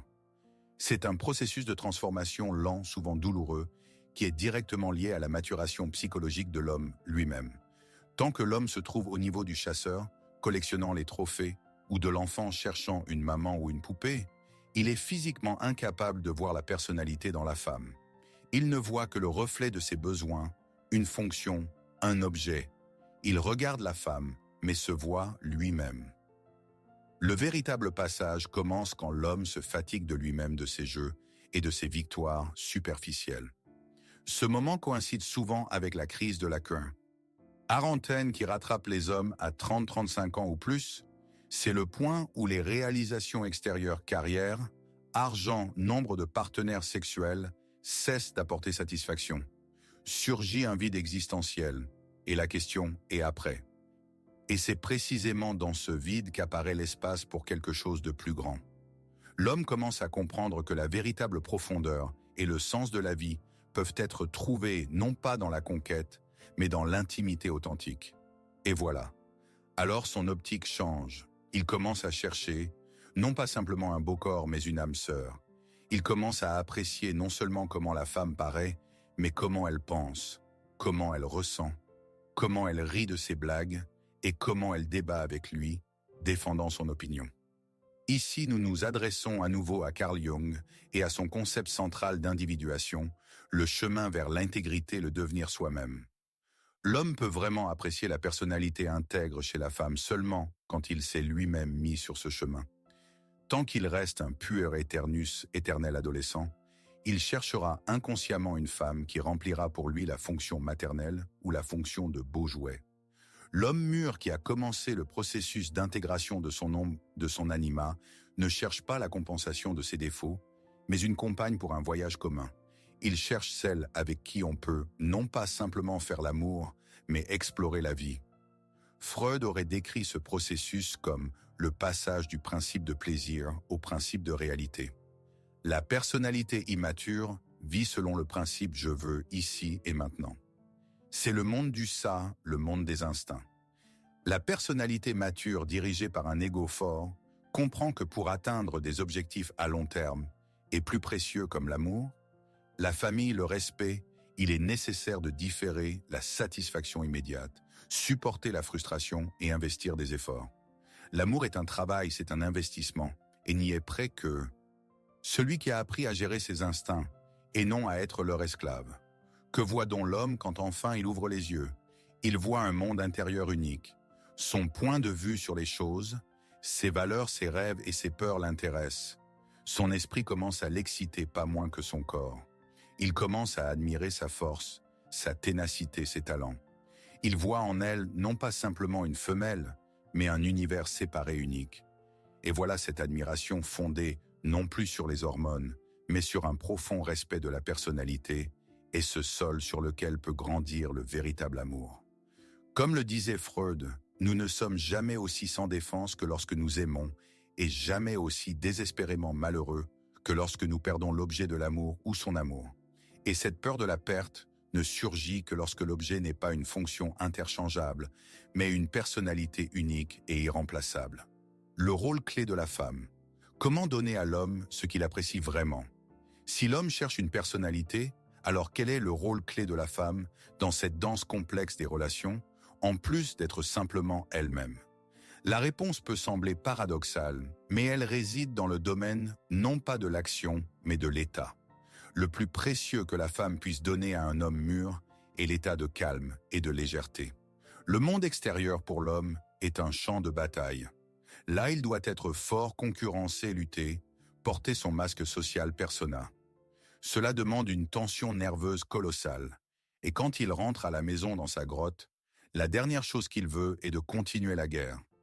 La maison doit être pour lui un sanctuaire, un endroit où il peut enlever son armure, se détendre et récupérer ses forces, et une femme qui est capable de créer une telle atmosphère devient pour lui inestimable. Ce n'est pas une question de confort ménager sous forme de sol propre et de dîner chaud.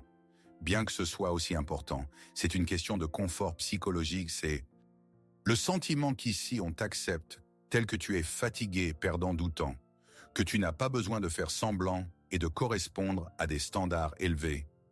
C'est ce soutien inconditionnel que cherchent tant les hommes.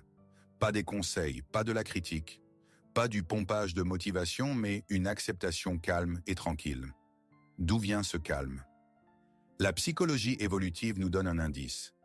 Dans l'ancienne tribu, une femelle anxieuse est un signal de danger pour tous.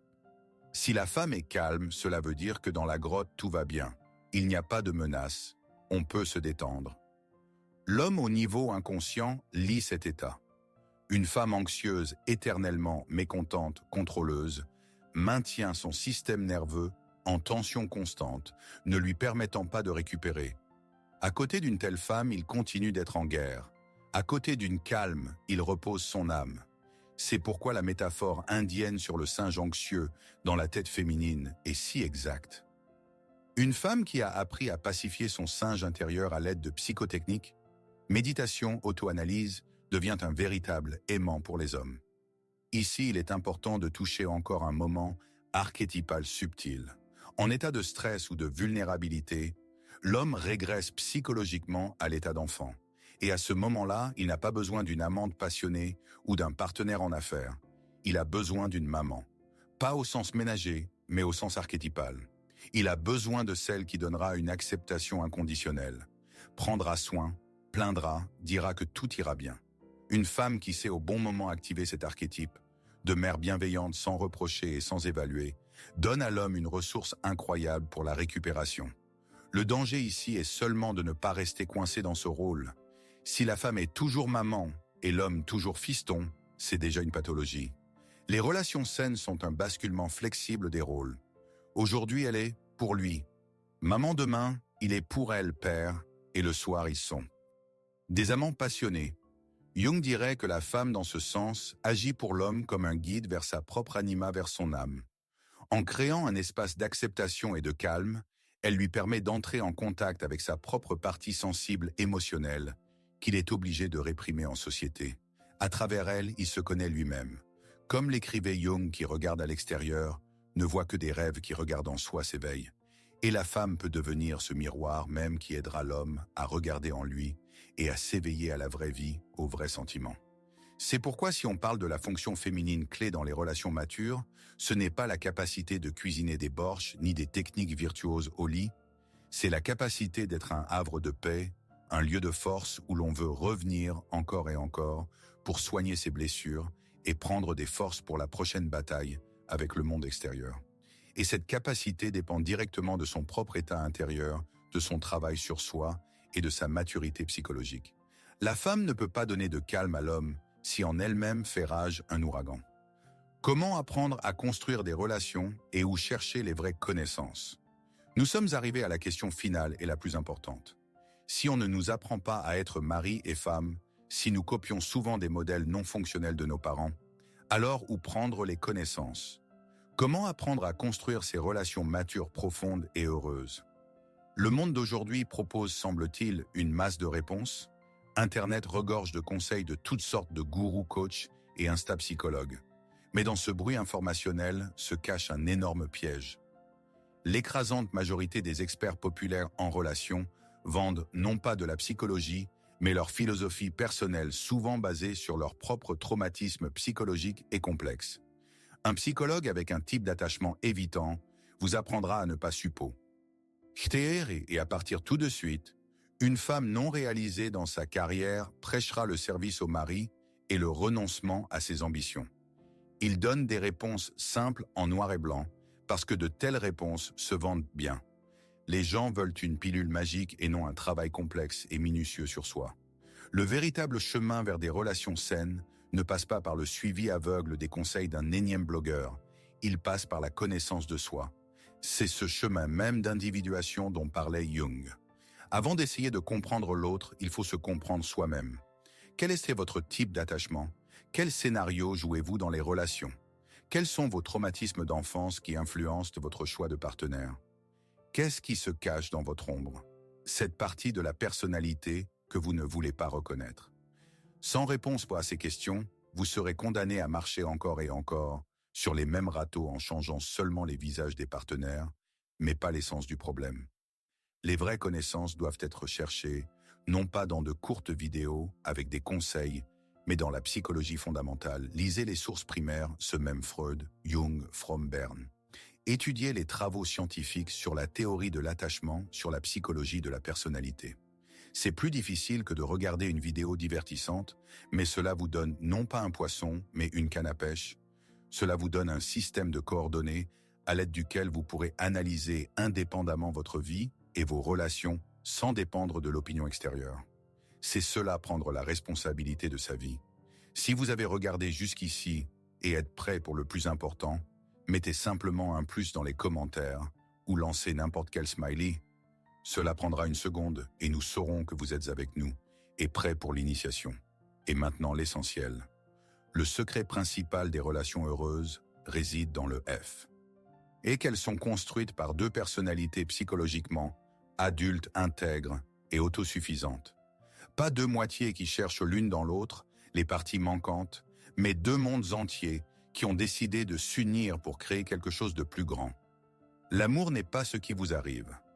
L'amour est ce que vous créez consciemment, chaque jour, par vos pensées, par vos actions, par votre travail sur vous-même. Et c'est le travail le plus créatif et le plus gratifiant dans la vie d'une personne.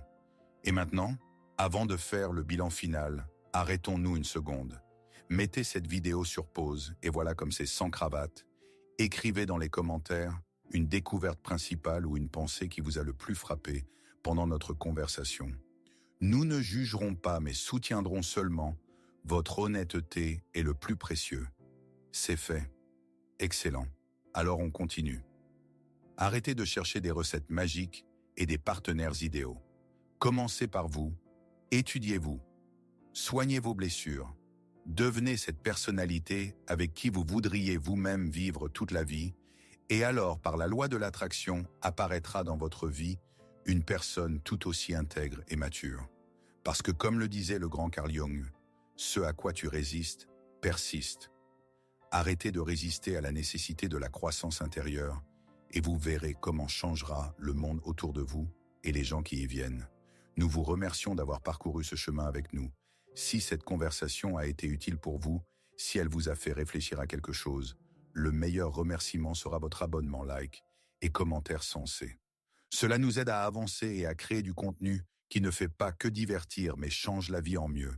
Vous pensez le connaître, vous êtes sûr, vous voyez la façade, sa force, son côté taciturne, son tout est sous contrôle, mais ce n'est que sa persona, le masque qu'il porte pour vous, et que se cache-t-il derrière?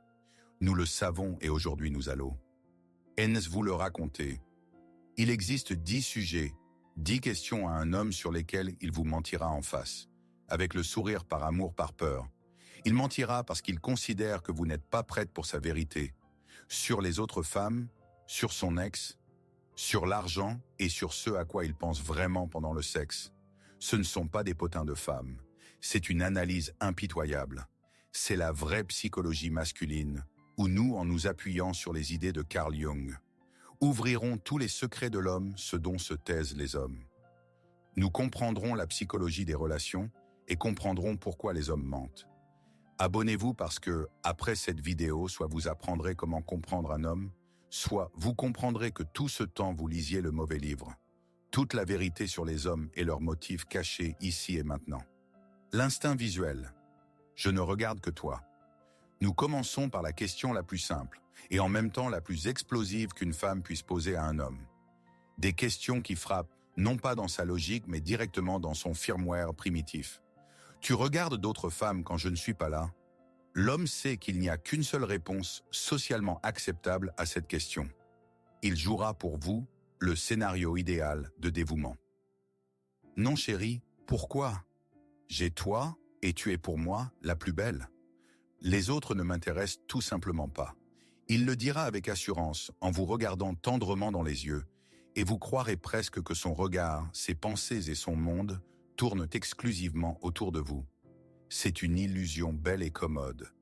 Mais ouvrons l'architecture de ce mensonge. Si nous pouvions pendant une fraction de seconde pirater son monologue intérieur, nous entendrions une toute autre vérité dictée, non pas par l'absence d'amour, mais par un code ancien. Mes yeux fonctionnent, j'ai un pouls. Mon cerveau est un radar qui a scanné l'environnement pendant des millénaires à la recherche d'opportunités et de mènes. Assez. Je remarque instinctivement les belles femmes, tout comme je remarque une voiture cool ou un prédateur dans la forêt. Ce n'est pas la recherche d'une remplaçante pour toi. C'est une évaluation instantanée, inconsciente. Mon matériel, ces anciens instincts, sont programmés pour regarder mon logiciel. Mon amour et ma fidélité envers toi sont programmés pour rester, et je te mens à ce sujet parce que ma biologie inoffensive sera perçue par toi comme une insulte personnelle et une trahison. Mon mensonge dans ce cas est un compliment pervers à ta place dans ma vie, que j'ai peur de mettre en danger à cause d'une telle bêtise. Et maintenant, faisons une petite expérience qui en dira plus sur nous que 1000 mots. Juste maintenant, mettez dans les commentaires le chiffre 1 si vous pensez que la vérité amère est toujours meilleure que le doux mensonge. Et mettez le chiffre 2 si vous êtes sûr qu'il y a des vérités qu'il vaut mieux ne pas savoir pour préserver la paix et les relations. Voyons qui est majoritaire ici, les idéalistes ou les pragmatiques. Si vous pensez que le regard sur une inconnue est la limite de ses secrets, alors vous vous trompez profondément. Ce n'était qu'un instinct. Mais qu'en est-il s'il ne s'agit pas de passantes occasionnelles, mais d'une femme qui se trouve constamment près de vous, de celle que vous considérez comme votre amie, et lui? Et voilà ce qu'il pense d'elle. En réalité, nous allons le découvrir maintenant. Le territoire juste une amie. La question que penses-tu vraiment de ma meilleure amie? Ce n'est pas simplement marcher sur un champ de mine. C'est une proposition à l'homme de devenir démineur diplomate et acteur en même temps, tout en sachant que tout mouvement incorrect mènera à l'explosion. Il le sait parfaitement, et c'est pourquoi sa réponse sera un chef-d'œuvre de neutralité. Son scénario pour vous sera stérilement ajusté. Elle essaie normal. Elle semble être une bonne amie pour toi. Il ne dira rien de mal pour ne pas vous offenser et ne pas devenir lassé. Ose d'une querelle universelle, mais il ne dira rien de trop bon non plus pour ne pas allumer dans vos yeux le feu du soupçon. C'est une réponse émasculée idéale qui ne donne aucune information, mais est formellement la vérité. Mais son monologue intérieur était la protection de tout un écosystème de vos liens sociaux. Et elle peut se développer selon 3 scénarios. Un scénario 1, le plus fréquent dicté par le respect pour vous. Si je l'avais rencontrée avant toi et qu'elle n'était pas ton amie, je l'aurais draguée. Maintenant, elle se trouve dans mon cerveau, dans le dossier territoire de la femme. Ne pas toucher. Mon attitude neutre envers elle n'est pas de l'indifférence. C'est un hommage à toi et un chef-d'œuvre de mon autocontrôle masculin. C'est mon travail émotionnel quotidien que je fais gratuitement. 2 scénarios 2, dictés par l'autoconservation. Elle m'énerve terriblement avec son rire et les conseils qu'elle te donne. Je considère qu'elle a une mauvaise influence sur toi, mais si je le dis à voix haute, je deviendrai l'ennemi numéro 1 et le coupable de votre dispute dans laquelle je resterai moi-même coupable. 3 scénarios 3, dictés par la peur d'offenser. Je ne pense pas du tout à elle. Elle est pour moi un espace vide, ce qui pour une femme sonne comme une insulte directe à son goût et au choix de son ami. Dans n'importe lequel de ces cas, la vérité n'est pas simplement destructrice, elle est toxique pour vos relations. Le fantôme de son ex, comparaison cachée. De l'ami actuel, passons à l'ex, la femme fantôme. Le tiers invisible, qui comme vous le pensez, a sombré dans l'oubli depuis longtemps. La question est, est-ce que tu me compares encore à ton ex ? Est voué au mensonge, parce que la vérité, comme il lui semble, dévalorise l'unicité de votre union. Le scénario qu'il vous montrera sera plein de déni confiant, presque offensé. Bien sûr que non, c'était il y a 100 ans. Je ne me souviens même pas d'elle. Tout ce qui était avant toi n'a pas d'importance. Toi, c'est ma vie maintenant. Il sentera son passé comme un désert brûlé sur lequel vous êtes la seule oasis magnifique et florissante.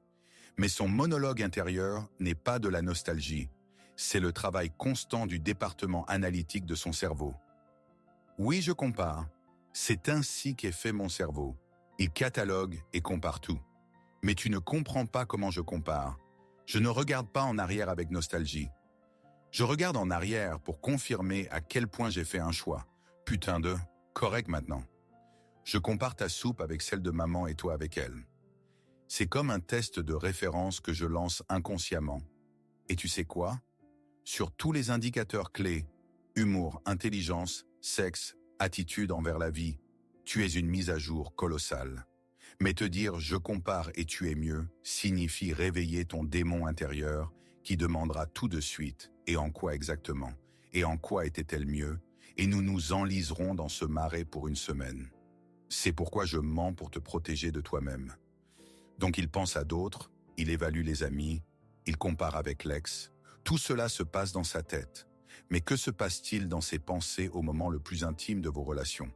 Quand vous êtes au maximum proche et sembleriez devoir penser seulement l'un à l'autre, le secret suivant est l'un des mieux gardés.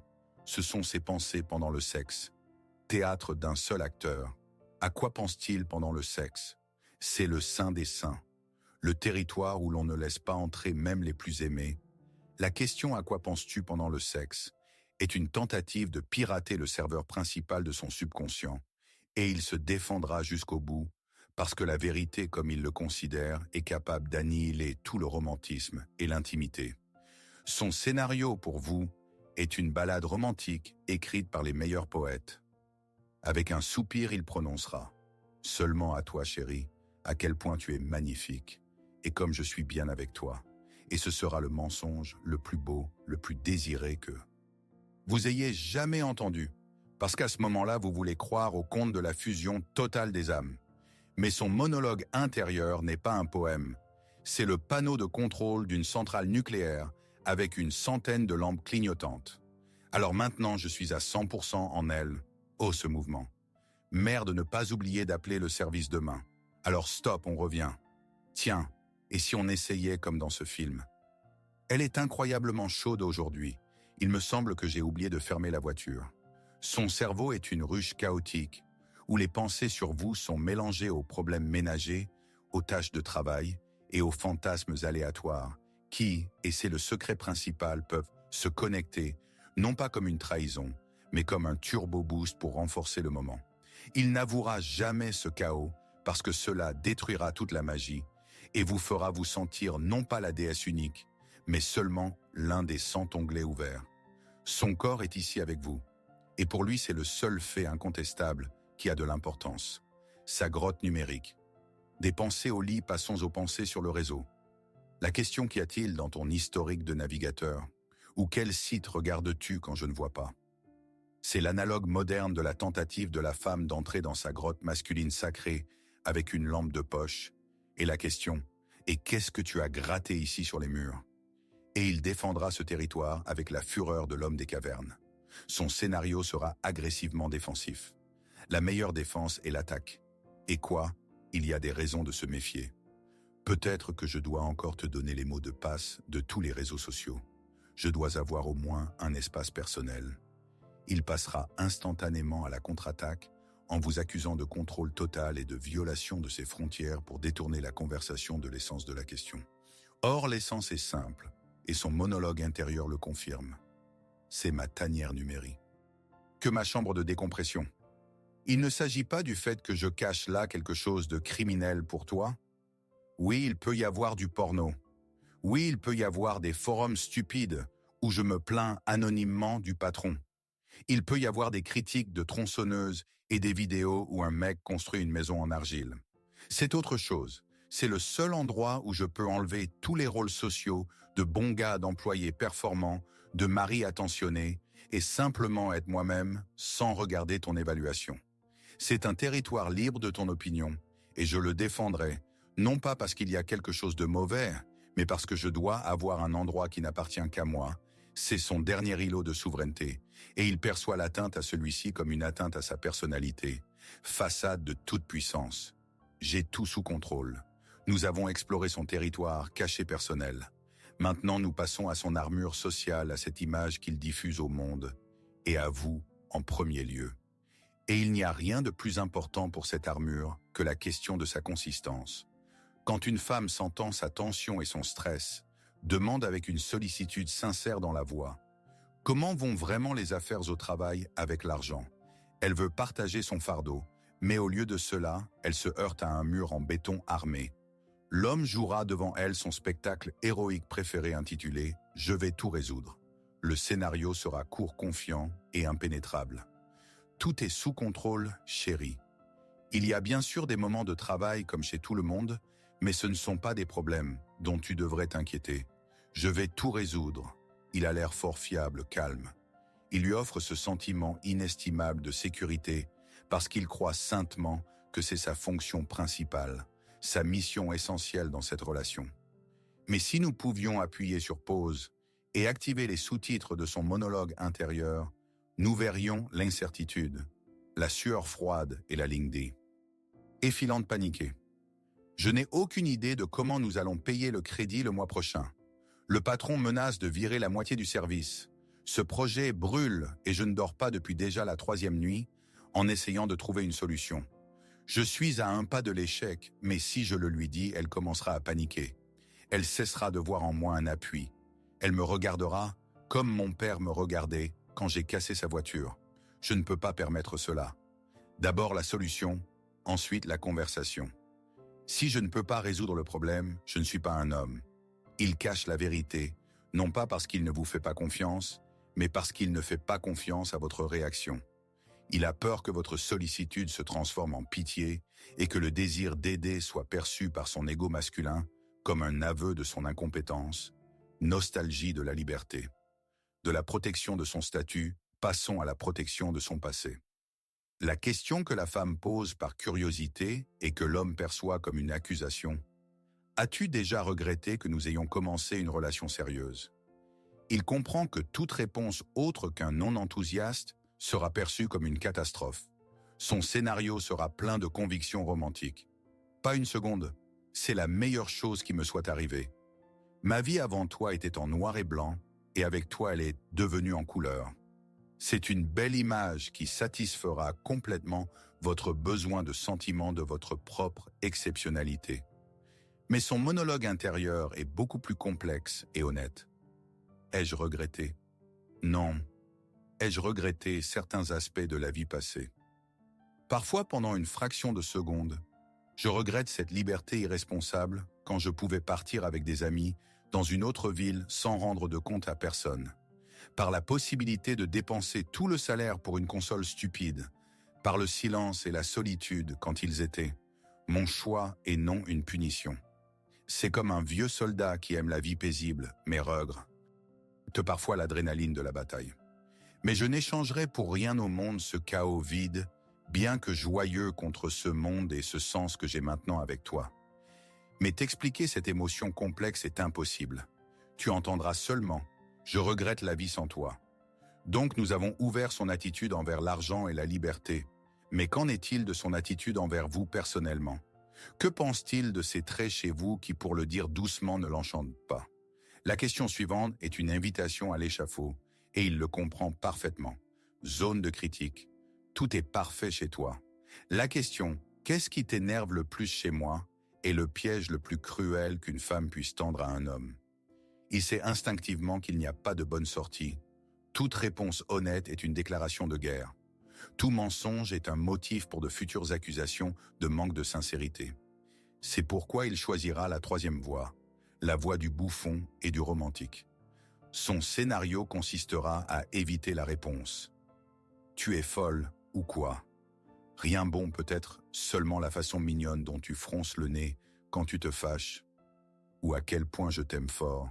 C'est parfois carrément énervant. Il transformera le conflit potentiel en compliment, vous désarmant par son amour. Mais son monologue intérieur est un cri de désespoir. Cette question même m'énerve. C'est un test qu'il est impossible de réussir. Je dirai la vérité. Ça m'énerve que tu parles 1 heure avec maman au téléphone, en discutant de n'importe quoi. Tu te vexeras pour 1 semaine. Je dirai ça m'énerve ta manière de couper la parole. Je recevrai une leçon sur le fait que moi-même je ne t'écoute pas. Je mentirai, je suis un menteur. C'est comme la question « je n'ai pas grossi dans cette robe ». Le seul moyen de survivre est de faire semblant que la question n'existe pas. C'est pourquoi ma réponse la plus honnête, je refuse de jouer à ça, mais je ne te le dirai pas. La principale peur masculine, nous avons approché le noyau même de sa personnalité, ce qu'il cache non seulement de vous, mais souvent de lui-même. La question de quoi ont peur les hommes est une tentative de regarder dans son ombre, selon les mots de Carl Jung, et il défendra ce territoire jusqu'au bout. Son scénario pour vous sera l'incarnation du stoïcisme et de l'assurance. Rien n'en s'en sortira. L'essentiel est que nous soyons ensemble. Ensemble, nous ferons face à tout. Il mettra le masque du rocher inébranlable parce qu'il croit que c'est précisément ce que vous attendez de lui. Mais son monologue intérieur est une conversation avec ses propres démons. J'ai une peur bleue de l'échec, pas de la hauteur, pas des araignées, pas de l'obscurité. J'ai peur du moment où je ne pourrai pas subvenir à tes besoins, ne pourrai pas protéger, ne pourrai pas être ce mur derrière lequel tu as l'habitude de vivre. J'ai peur de ne pas m'en sortir, de tomber malade et de devenir un fardeau, de perdre le contrôle de ma vie. C'est la peur primitive de ne pas s'avérer être un homme quand ce sera vraiment nécessaire. Et je n'en parle pas, parce que l'aveu même de cette peur est ressenti comme le premier pas vers l'échec. Ma force est dans ta foi, en mon invulnérabilité, et je ne peux pas détruire cette foi, parce qu'alors nous nous effondrerons tous les deux. Si vous avez regardé jusqu'ici et êtes prêt pour le plus important, mettez simplement un plus dans les commentaires. Cela prendra 1 seconde et nous saurons que vous êtes avec nous, et prêt pour l'initiation. Nous avons ouvert ses secrets personnels, son attitude envers l'argent et même ses peurs les plus profondes. Mais il reste le dernier bastion, sa meute, son cercle masculin. Ce qui se passe là-bas reste là-bas. Mais aujourd'hui, nous ferons une exception, code de la meute masculine. Bastion final, saint des saints, du monde masculin, où l'entrée est strictement interdite aux femmes. La question sonne innocemment et même avec intérêt. De quoi parlez-vous vraiment avec les amis quand je ne suis pas là? Dans LA. Le scénario qu'il vous donnera, ce sera le plus simple et généralisé possible. Oh, de rien de spécial. Football, voiture, travail, n'importe quoi. On discute des dernières nouvelles. Il présentera intentionnellement ces conversations comme ennuyeuses et primitives pour que vous n'ayez pas envie d'approfondir. Mais son monologue intérieur est la description d'un rituel complexe qu'une femme ne peut pas comprendre. Nous parlons une langue que tu ne peux pas déchiffrer. C'est un mélange de sarcasme, d'insultes mutuelles, d'humour noir et de plaintes sur la vie, qui en fait se traduit par frère. Je suis là, je te comprends. Nous nous plaignons de vous les femmes pour relâcher la pression et ne pas apporter ce négatif à la maison. Nous nous vantons de nos victoires pour obtenir l'approbation de la meute. Nous partageons nos peurs comme nous ne partagerons jamais avec vous, parce qu'un autre homme ne te plaindra pas. Il dira simplement « Ouais, c'est la merde, j'ai eu pareil ». Si je te racontais mot pour mot nos dialogues, tu déciderais que nous sommes des misogynes, des sexistes et des dégénérés infantiles. Mais c'est juste la langue de la meute masculine. Elle n'est pas pour tes oreilles, c'est notre moyen de thérapie, partie finale, sortie de la matrice. Donc les 10 portes de la forteresse sont ouvertes. La matrice du mensonge masculin et des non-dits est apparue devant vous. Et maintenant, l'accuser de manque de sincérité. Faire des scandales en exigeant la vérité absolue. C'est la voie vers la destruction et non vers la compréhension. Une femme forte comprend que son silence et son mensonge ne sont pas le signe de l'absence d'amour. C'est son moyen, maladroit, archaïque, de protéger et lui-même. Et comme il lui semble, elle, c'est son armure. Et au lieu d'essayer de la percer par la force, la femme sage cherche des moyens de l'aider à enlever cette armure. Et voilà maintenant, avant que nous vous donnions la clé pour sortir de cette matrice, faites une chose. Honnêtement, mettez cette vidéo sur pause et écrivez. Dans les commentaires, lequel de ces secrets masculins s'est avéré pour vous la plus grande révélation et lequel, au contraire, a confirmé vos vieilles suppositions. Il n'y a pas de bonnes ou de mauvaises réponses. Nous sommes ici pour comprendre cela ensemble, sans cravate. La clé pour sortir de la matrice n'est pas de le forcer à parler, mais de créer un espace où il pourra parler sans avoir peur d'être jugé, moqué ou incompris. Arrêtez de poser des questions pièges. Commencez à écouter ce qui se cache derrière son silence. Au lieu de « Qu'est-ce qui t'énerve ?» dites « Je vois que tu es fatigué, je suis là ». Au lieu de « Tu penses à ton ex », dites « J'apprécie tout ce que nous avons maintenant ». Créez une atmosphère dans laquelle sa vulnérabilité ne sera pas une faiblesse, mais la forme suprême de confiance envers vous. Et voilà alors, et seulement, alors lui-même, sans question et interrogatoire, commencera à entr'ouvrir petit à petit les portes de sa forteresse. Non pas parce que vous l'avez forcé, mais parce qu'il a enfin compris qu'à côté de vous, on peut enlever l'armure et rester en vie. Et c'est peut-être la principale sagesse féminine. Si cette vidéo vous a aidé, ne serait-ce que d'un pas, à vous rapprocher de la compréhension de l'homme à côté de vous, vous savez quoi faire. Votre abonnement n'est pas juste un chiffre. C'est le signe que nous faisons une chose importante. Merci d'avoir été avec nous.